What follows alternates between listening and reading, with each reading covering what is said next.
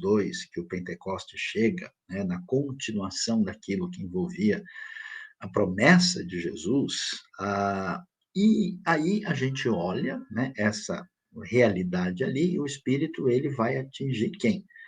Os jovens e os idosos, os homens, as mulheres, filhos e filhas, tudo isso aparece ali, mostrando que o Espírito age em todos. A visão do mundo antigo é que pessoas de uma posição superior, essas pessoas tinham, vamos dizer assim, uma sintonia diferenciada com o mundo espiritual. Esse era o jeito gnóstico de pensar. Esse era o jeito que existia no mundo pagão, né?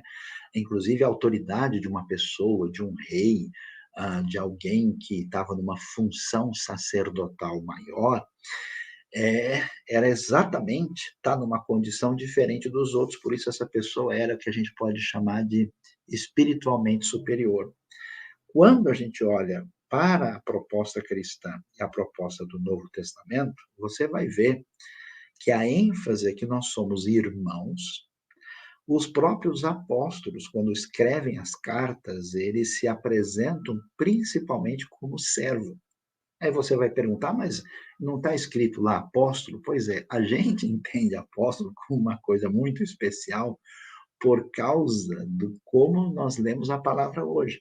Mas essa palavra apóstolo, né, que era derivado do verbo grego apostelo, significava simplesmente enviado, mandado. Tá certo que era um enviado, vamos dizer, que representava devidamente quem tinha enviado, mas não tinha essa conotação de uma pessoa que, indo direto ao ponto, né, estava sendo vista como alguém especialmente ungido, uma pessoa diferenciada em relação aos outros. Então, qual que é a ideia da pessoa que está numa função pastoral no Novo Testamento? Essa pessoa tem um dom de Deus, né, como nós vemos em Efésios 4, verso 11. É interessante que em 1 Timóteo 3, nós temos aquela famosa frase, né, que se alguém deseja ser bispo, né, a versão antiga dizia se alguém almeja o episcopado, coisa difícil de entender muito bem, mostrando para a gente que a pessoa que tem essa proposta na sua vida, ela aparece no texto como alguém que deseja fazer isso. Hoje em dia, nós temos uma coisa que acabou sendo um pouco complicada, né, que é o uso da palavra chamado.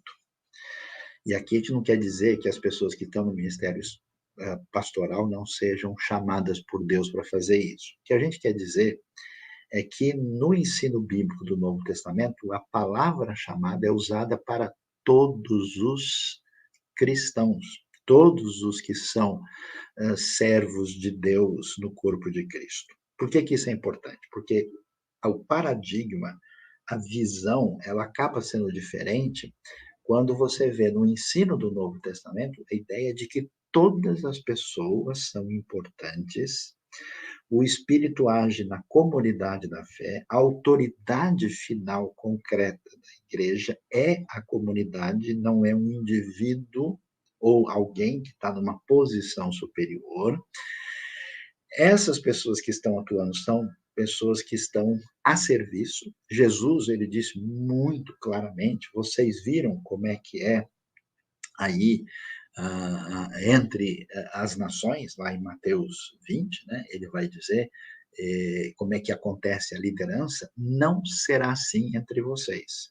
De modo que a proposta ela é diferente da forma em que nós não temos uma divisão de pessoa de uma posição superior por razões, né, diferenciadas, e de uma pessoa que tem um dom e que é chamado como os outros, repito mais uma vez, todos os cristãos são chamados para servir a Deus naquilo que Deus tem para a sua vida. Dentro desse chamado, uma pessoa pode ter uma condução, uma direção de Deus para atuar na vida pastoral, mas essa pessoa não é mais importante do que as outras pessoas que estão atuando no reino de Deus. Não existe no Novo Testamento uma proposta de cristianismo de duas classes, como se a gente tivesse, né, essa parte do pessoal que se diz mais espiritual e que acabou formando o que a gente chama de clero, e aquilo que a gente chama de leigos, que são, entre aspas, crentes comuns e que muitas vezes se sentem culpados porque eles imaginam o seguinte: puxa, eu tenho que trabalhar secularmente, eu tenho que fazer outras coisas, eu não tenho condição de ser tão espiritual assim. A espiritualidade não é medida pela função religiosa do indivíduo, mas pelo seu compromisso com Deus, pela sua relação com a graça de Deus e com a maneira com que ele serve a Deus.